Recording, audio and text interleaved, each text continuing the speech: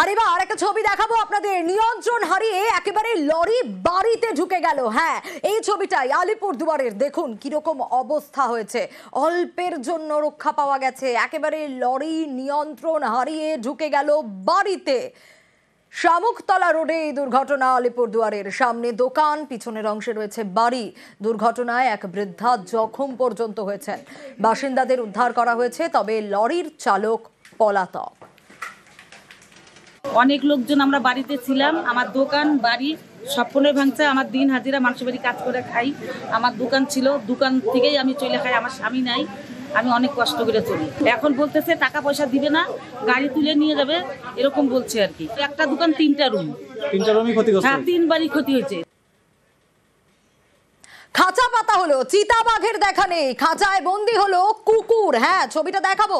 চিতাবাঘের খাঁচায় 3টি কুকুর বন্দি হয়ে গেছে। দেখুন, ফালাকাটা ব্লকের এই ছবি। খাউচাঁদপাড়া গ্রামে খাঁচা পাতা হয়েছিল। কেন? চিতাবাঘকে আটক করার জন্য। কিন্তু খাঁচায় চিতাবাঘ ধরা দিল না, ধরা দিল কুকুর। বন্দি হলো 3টি কুকুর। ঘর থেকে ছাগল গরু নিয়ে যাচ্ছে চিতাবাঘ। আতঙ্কে এলাকাবাসী। ছাগলের টোপ দিয়ে তাই বন দপ্তর খাঁচা পেতেছিল, কিন্তু বন দপ্তরের পাতা ফাঁদে চলে এলো কুকুর।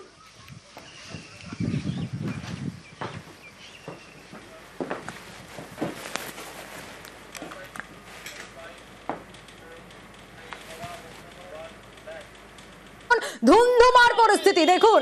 সমবায় ভোট, আর সেই ভোটকে কেন্দ্র করে কিরকম উত্তেজনার অবস্থা তৈরি হয়েছে।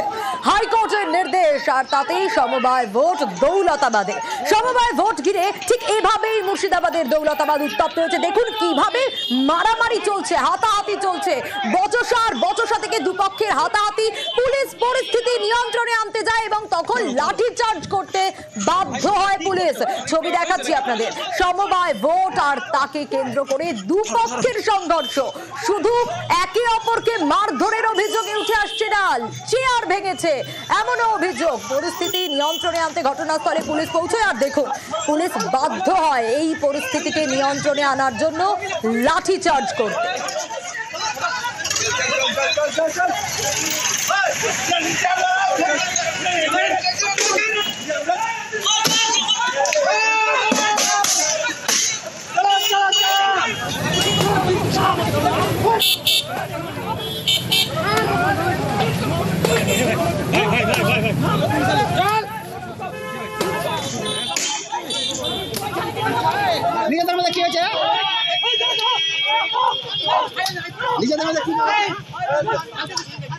আর এখন কি পরিস্থিতি, প্রণব আরো ডিটেল জানাতে পারবে। প্রণব, হাইকোর্টের নির্দেশ ছিল আর তাই দৌলতাবাদে এই সমবায় ভোট, কিন্তু সমবায় ভোটেও এরকম একটা ছবি। এখন কি অবস্থা? দেখো, এখন পরিস্থিতি কিছুটা নিয়ন্ত্রণে রয়েছে, যদিও বিশাল পুলিশ বাহিনী রয়েছে ঘটনাস্থলে। এবং এই দৌলতাবাদ থানা এলাকার মহারাজপুরের যে সমবায় সমিতি দীর্ঘদিন ধরে ভোট তোমার বন্ধ ছিল, তারপরে হাইকোর্টের নির্দেশ দেয়, তারপরে আজকে কিন্তু সেই ভোট চলছে। এবং কংগ্রেস এবং তৃণমূল দুই পক্ষ থেকে মোট 42 জন প্রার্থী রয়েছে দুই দলেরই। এরপরে কিন্তু আজকে সকালবেলায় যথারীতি ভোট শুরু হয়, তারপরে একে অপরের নিয়ে গন্ডগোল শুরু হয়, তারপরে হাতাহাতি, তারপর মারপিট এবং ব্যাপক আকার নেয় এবং কংগ্রেসের টেন্টও ভেঙে দেওয়া হয় বলে অভিযোগ। এবং পুলিশ রীতিমতো ভাবে হিমশিম খায়, লাঠিচার্জ করে, বেশ কয়েকজন আহত হয় দুই পক্ষেরই। এবং এলাকায় যথেষ্ট পরিমাণে উত্তেজনা রয়েছে, বিশাল পুলিশ বাহিনী ঘটনাস্থলে রয়েছে। তবে শেষ মুহূর্ত অবধি কিন্তু পরিস্থিতি নিয়ন্ত্রণে রয়েছে এবং ভোট কিন্তু স্বাভাবিকভাবে চলছে।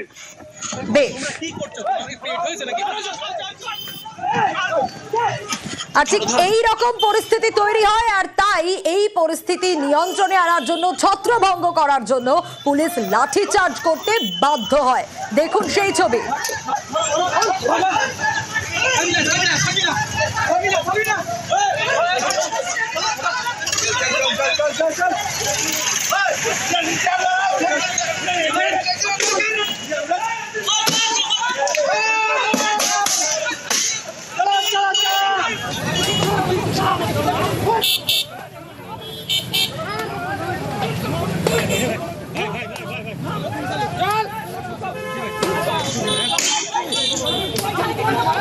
নিজেদের মধ্যে কি হয়েছে?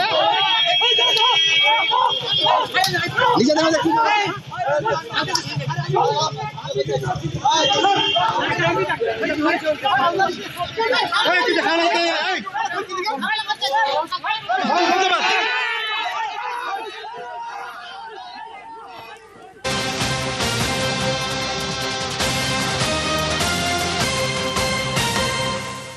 সাইবার প্রতারণার ফাঁদে বাঁকুড়ার সরকারি কর্মী ইন্দাসের রেজিস্ট্রি অফিসের হেড ক্লার্ক তার টাকা চোট হয়ে গেছে। কিভাবে জানেন?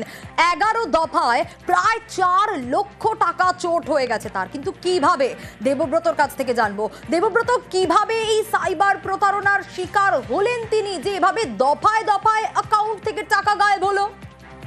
একেবারেই দেখো, একদমই অজান্তে এই যে সরকারি কর্মী রয়েছে, হেড ক্লার্ক রয়েছে রেজিস্ট্রি অফিসের, তার অ্যাকাউন্ট থেকে দফায় দফায় টাকা চলে গিয়েছে, তিনি ঘনক্ষরেও টের পাননি। তোমাকে জানাবো, চলতি মাসের 15 তারিখ থেকে 20 তারিখ, অর্থাৎ এই 6 দিনে মোট 11 দফায় তার অ্যাকাউন্ট থেকে টাকা গেছে। যেমনটা জানতে পারা যাচ্ছে, তিনি অতি কষ্টে তার সঞ্চয় করেছেন, এই টাকা ব্যাংক অ্যাকাউন্টে জমা রেখেছিলেন, সেই টাকাই চোট হয়ে গেছে। যখন 23 তারিখ অর্থাৎ শুক্রবার তিনি তার ব্যাংক অ্যাকাউন্টটি যে পাসবই রয়েছে সেই পাসবই আপডেট করতে যায়, তখনই তার চক্ষু রীতিমতো চরকগাছ। তিনি দেখেন তার অ্যাকাউন্ট থেকে প্রায় 4 লক্ষ টাকা গায়েব করে নিয়েছে কেউ বা কারা। দেশের বিভিন্ন প্রান্ত থেকে, বিভিন্ন রাজ্যের বিভিন্ন অ্যাকাউন্ট থেকে তার এই টাকা তোলা হয়েছে। তারপরেই তিনি ছুটে ব্যাংকে যান, ব্যাংক থেকে তিনি ইন্দাস থানায় লিখিত অভিযোগ দায়ের করেন। তার দাবি যে অবিলম্বে যেন প্রশাসন তার টাকা ফিরিয়ে দেয়, কারণ অসহায় হয়ে পড়েছেন। যে বা যারা এই ঘটনা ঘটিয়েছে তাদের দৃষ্টান্তমূলক শাস্তির দাবি করেছেন। তবে কিভাবে এই ঘটনা এখনো জানা যায়নি। ব্যাংক থেকে এটা মোটা অঙ্কের টাকা প্রতারিত হয়েছে। ব্যাংকে ওইটা আপডেট করলাম, তারপরেই কনফার্ম হলো। আমি একটা মেসেজের জন্য ওদের অ্যাপে কল করেছিলাম, মেসেজটা এসেছিলো, সেইটার থেকে আমার সন্দেহ হয়েছিল, আপডেট করাতাম, বুঝতে পারলাম। এখন চাইছি আমার ওই টাকাগুলো যাতে ব্যাক করে ফিরে আসে আমার অ্যাকাউন্টে। এখনও কেউ কোনো আশ্বাস দেয়নি।